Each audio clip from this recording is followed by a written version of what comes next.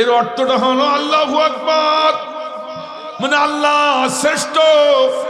ও আল্লাহ, তোমার কাছে ছাড়া আমাদের মাথা কারো কাছে নত হবে না। ইন্নামাল্লাহু আল্লাহু আকবার। ও আল্লাহ, তোমার আইন ছাড়া পৃথিবীর কারো আইন আমরা পছন্দ করি না।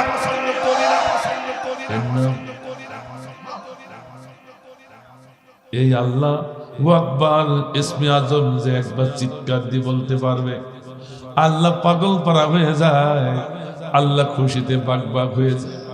যেমনি করে ছোট্ট ছেলে বাবাকে বাবা বলে যখন, মা বলে যখন, মা হৃদয়টা মনে মনে হয় 7 সমুদ্রের পানি দিয়ে তার তৃষ্ণা মেটানো হয়ে গেছে। ঠিক না?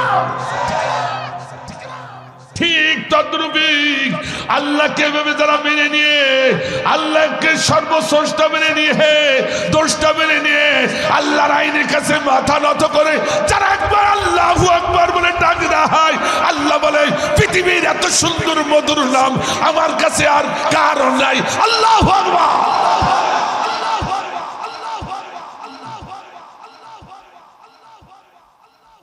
আল্লাহ তখন পাগল পারা হয়ে 3টি বোনাস দেন। প্রথম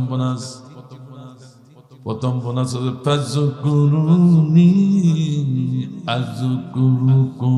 আল্লাহু আকবার। বান্দা, তুমি যখন আমাকে আল্লাহু আকবার বলে ডাক দিলে খুলুসিয়াতের সহিত, আমি আরশে আজিমে আর থাকতে পারলাম না। পাগল পারা হয়ে তোমাকে ভালোবেসে, পাগল পারা হয়ে তোমাকে ভালোবেসে আমি হাবলিল ওয়ারিদ, তোমার শাহরগের থেকে আরো কাছে এসে গেলাম রে বান্দা তোমাকে ভালোবেসে।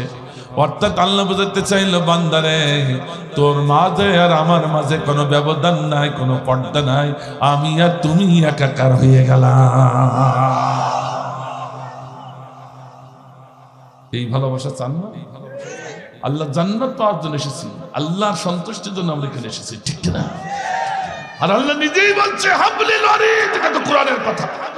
হাফেজ সাহেব বসা, সভাপতি সাহেব